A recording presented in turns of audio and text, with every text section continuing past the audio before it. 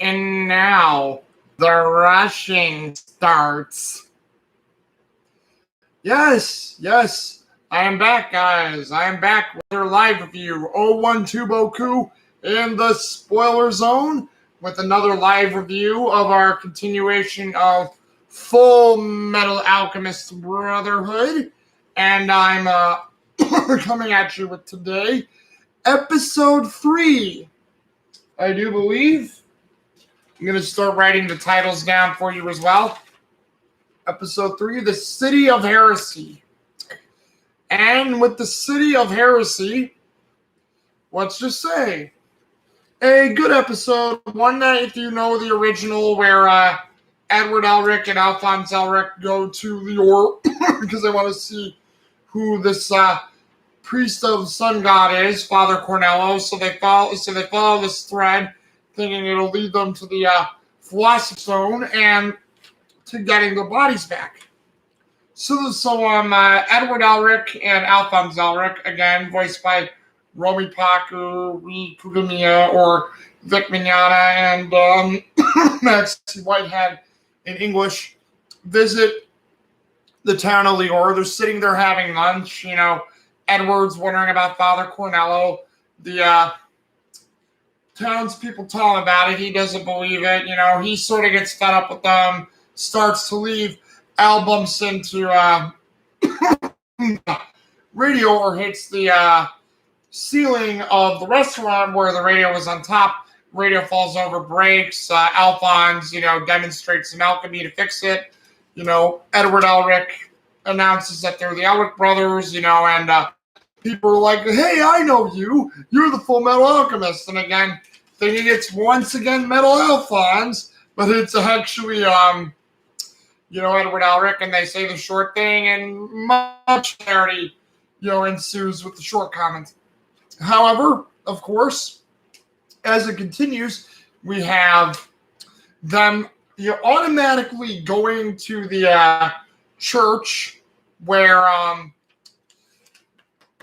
Father Cornello is, and Rose is already there. Rose is saying a prayer, wanting her fiance to come back to her, boyfriend or fiance, depending on how much you listen to. It's fiance in English, boyfriend in Japanese. But she's praying that he comes back to her. And Edward is already there. He goes through all his usual, disbelieving in God, wanting to know that science is there. And he dips as well, like in the original show, and telling Rose, dips into explaining what happened to them. And this is what happens when you cross into God's domain. But after that, he asks Rose if they could be introduced to Father Cornello, and Rose agrees. Rose is also voiced by Setsuki Yukino in Japanese and Colin Quinkenbeard in English. And as you imagine, Rose, agrees. Rose is like, I'm sure Father Cornello could save your wayward souls, and then you'll see the truth of God, and all will be good. And Brother Cray, or the assistant pastor, comes in and tells Father Cornello that there are people wanting to see him. And Father Cornello says, No, I'm busy. I don't want to see them yet. Send them away. Wait a minute. What were the names? The Elric brothers, sir. The Elric brothers. Have the dogs of the military sniffed us out this far? And that goes into Father Cornello wanting to reconsider meeting them and dealing with the Elric brothers as they're here, dealing as in killing. So obviously he has his underlings do it. The underlings fail. Brother Cray and all them fail. Rose is shocked by this. Then Father Cornello comes in, taunts them, tries to show the Elric brothers his work is the work of God. The Elric brothers don't believe it at all, as you can imagine. Father Cornello, keeps getting ticked. The Elric brothers refuse to see reason. And overall, what happens is he has Rose try to kill, and this is the twist I like. Like, Rose joins Father Cornello in the original version. This also happens in the manga too, where Rose joins Father Cornello's side instead of shooting them. But in this one, what they do different is Rose actually picks up the gun and threatens to shoot Alphonse and Edward with the gun, and she's struggling because she wants to save her boyfriend. She's starting to see there's a little bit of doubt in Father Cornello, but she wants to, not trust the Elric brothers because she believes Father Cornello has the power to bring her boyfriend / fiance back. So, it looks like she wants to shoot him, but then she doesn't. Father Cornello is pestering her. She pulls back, and I don't know if Alphonse got in the way or if she tilted the gun more towards Alphonse like that, but she takes a accidental shot. It shoots Alphonse's helmet off, and to both Rose and Father Cornello, they are revealed that, Alphonse has the body. It's the blood rune keeping his soul bound to the armor. And then Father Cornello says, "Oh, you did it. You did the one unforgivable sin that even a novice alchemist should know. You tried human transmutation." And so he says, "Rose, these are heathens. They must be dealt with immediately." And he pulls down a lever. Out comes the Lion Chimera as usual. Lion Chimera, attacks Edward. Doesn't do anything. The Lion Chimera is getting frustrated and weakened why it can't bite into Edward. Edward kicks it in the jaw, killing it, and tears off his coat in sexy fanboy fashion, you could possibly even say, because you gotta think, there were girls who found Edward Elric quite cute. And this is for a fact, look at the forums. But either way, that's revealed why Edward Elric is the Fullmetal Alchemist to Rose and Father Cornello. Basically, Cornello creates a machine gun out of his staff, and he starts to shoot at Rose, Alphonse, and Edward. So the Elric brothers run for the hills. Father Cornello sends men after him. They deal with the men easily enough. And then what happens is you have Alphonse and Rose on the roof with a bell that Alphonse is hooked into the radio. You have Father Cornello get lured into his office room by Edward, and Edward asks Father Cornello, "So why are you doing all this? What's the purpose?" And Father Cornello is using the people of the Ore to build a religious army to fight for his cause, to die for him, because he'll have enough fanatics to do whatever he wants at his whims. And, Andy Mullins gives... Oh, yeah, if I didn't say that, Father Cornello is voiced by Seizo Kato in Japanese and Andy Mullins in Japan. And Seizo Kato and Andy Mullins, both of them respectively, when they're in the office giving that speech, it's so well done, so well on the money, well done and taken care of that, the acting is just so good. I mean, Father Cornello really is a heinous character, and you really get that with this speech. But Edward says, "Boy, oh boy, still just a novice, are you?" Or as he says in Japan, such a third string. And then he holds up the receiver. It's set to on.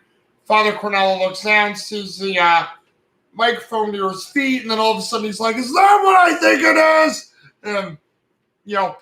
And he's realized he has revealed this terrible, terrible truth and this heinous action to the whole town. And the town's like, you see all their shocked faces. There's even one of a dog just be like, like the dog can't even believe that Father Cornello lied. So everybody again gives a hilarious reaction, and Father Cornello says his plans are up in smoke, basically. Father Cornello does not take this lying down. He tries to make the Gatling gun again. Edward stops it. Father Cornello keeps trying to transmute. All of a sudden, his transmutations mess up his arm, and Edward's like, "Oh, you had a rebound. Holy crap." And then all of a sudden, Father Cornello does not want to take this lying down. He does the transmutation one more time, and this is where it really, really gets weird. And also, by the way, the reason why I also said at the beginning, and now the rushing starts, is this episode and all the other episodes that are going to be coming after it, the first half of this show just bam, bam, bam, bam, bam, bam, bam. Even the rest of the show has that feeling. It's like the show never slows down to breathe. So it's like you almost get so much, but there's no breathing room as sometimes in the rest of the show. So that part to me always sucks. And I mean, I don't enjoy that as much. And this episode had the same thing. It's like bam, bam, bam, bam, bam. Not enough time to get any like clairvoyancy to anything. But Father Cornello basically takes the Philosopher's Stone, transforms himself for whatever reason into like a Hulk or Kaiju character, to where he's like this monster buff guy chasing Edward around, trying to fight him really quickly, and all of a sudden, Father Cornello like uses his arm, like the one big arm, to try to shove Edward back. Edward's got his knife thing from his automail up and ready to go, or his wrist sword ready to go. He's also blocking it with his automail arm. He basically takes the alchemy after Father Cornello hits him, and he creates a huge fist out of the God Leto statue, and the fist strikes Cornello down, reverting Cornello back to his original form somehow. I don't know how that happened either, just like how I don't know how Father Cornello became a Kaiju monster character, but it reverts Father Cornello back to his original state.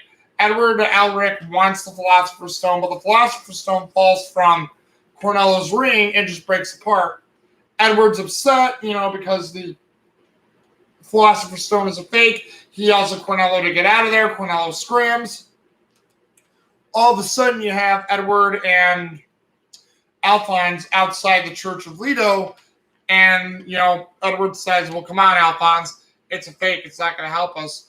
All of a sudden, you have Rose, who's pointing the gun at Alphonse and Edward Elric again, and saying that she wants the Philosopher's Stone to bring back her boyfriend. And also, you have Alphonse and Edward just standing there in shock. All of a sudden, they say, Edward says, nobody can bring back the dead Rose. It's not going to happen. And Rose is like, well, no, that's not going to happen. You're going to use it to get your bodies back, and then you're going to try it with your mother. And then that set Edward off, and he's like, Rose, no matter what you do, the dead don't come back. Ever. Ever. And, like, he laid that in to her really well. And, she breaks down, not knowing what to do. She's yelling at Alphonse and Edward about, what should she do? She has no purpose. And then Edward's like, well, you got to get up, dust yourself off, find your own purpose. You got to make what you believe in or what you do have sense. You got to give yourself that, because, it's not going to come to you on your own. You have to believe in it yourself. So again, not really throwing away the whole thing of religion and belief, but knowing that you have to be the one to believe in it, or to find those beliefs to help your life out. They just don't come sitting to you. The show also ends in the final segment with, the townspeople getting ticked off Cornello, then trying to break into the Church of Leto. There's guards outside blocking them. All of a sudden, you have Cornello come into this vacant upstairs room in the top part of the church. Envy, or Lust, and Gluttony are there, voiced by Kuko Inoue in Japan, Laura Bailey in English, and Tetsu Shiratori in Japanese, Chris Kaysen in English. And, you have Father Cornello, who's all ticked off, ready to point a gun at him, saying that all his plans are ruined. All of a sudden, Lust whips out her very long, sharp fingers, stabs Cornello in the head, killing him. Gluttony eats him, and that's how the episode ends. So, overall, as I went through that as fast as I could, the characters of note. I mean, I'll say this. Edward Elric and Alphonse Elric are characters of note. Romy Paku, Vic Mignogna, Ria Kugamiya, and Maxie Whitehead are all very good characters in this episode. And, they were good as usual. Rose Cullen Quinkenbeard is really good, but I think Rose is more powerful in the original one. That's why I won't leave it here. The character who probably had the same as the Elric brothers, if not a little more of a standout in this episode, would have to be Father Cornello, Seizo Kato, and Andy Mullins. Both actors were done really well. They gave a viciousness and an evil that they brought out in the character. A man who wanted to take over the city, take over the region with his followers, and just start endless war and, not care about the consequences. That makes for a really good villain. And Seizo Kato and Andy Mullins pulled it off very well. Like, knowing that Father Cornello is just one evil and vicious bastard, wanting to do it at any cost. So, he's like probably the biggest character of note. Everybody else is sort of like good too, but they were sort of supporting in the background. But Father Cornello, I think, was the MVP for this episode. So well done, Cesar Cato and Andy Mullins. Final thoughts on this episode? It was a good episode. I mean, it's a good episode. It's got good action. The animation's great. The comedy's great. Again, if I had a gripe with this episode 3, I'd have to say it was really point A to point B, boom, boom, boom, plot style, which for this one wasn't as bad. It fit really well enough. But then, you see the original show, you read the manga, there was more that was sort of flushed out and given to us and not just completely rushed out the door. I also have to say what I thought was really weird was I like how Father Cornello can't do any transmuting after the jewel messes with his arm, but for some reason he's able to transmute one more time in Brotherhood and become a giant monster kaiju.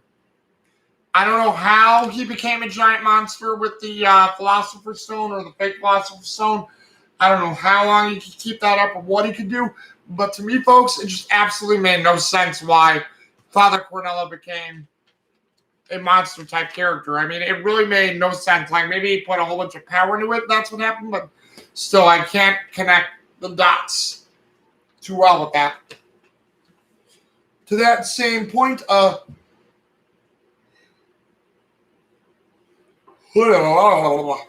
sorry there, guys. Long day at work, a little tired. But, overall, besides that nitpick, it is still a good episode. It is still a good thing and a great thing. And I enjoyed it immensely. Oh, yeah. Now I remembered what the one thing I wanted to. I don't know what it is, but Rose, upon watching this a second time, Rose seems a lot more selfish in Brotherhood than she did in the original show and manga, because I don't know, when she just picks up the gun and threatens to shoot them over the Philosopher's Stone, I mean, it shows the desperation, but it also shows how she, for those split seconds, had a little bit of less human in her, and granted, she probably wouldn't do it again. I guarantee she learned her lesson, but still, it's like, I don't know why Rose fully did that. You think Rose would have fully understood to let the dead lie, but once again, probably because of the fast-paced moving, not enough time to fit thoughts into the character. She just wanted her boyfriend, fiance back so bad she was willing to do anything to get it. So, sort of like that too, but at the same time, I like what the original produced as well. So, good episode. I would rate this one, I think, 9 out of 10, because this is how all the stuff got started, and this is where the show really started picking up. We got the prequel fight, we got the backstory, and now we're in, the current time dealing with the Alec brothers as they're trying to track down the Philosopher's Stone. So again, really pretty good stuff. But I mean, what do you guys think? Did you guys like Fullmetal Alchemist Brotherhood Episode 3, City of Heresy, or do you like other stuff in general? And, again, what do you guys think about my live reviews? Just do whatever you can in the comments, type whatever you want down, and I will see you guys with another television movie review of this, hopefully sooner than you think, all right? Okay, talk to you later, guys. Deuces.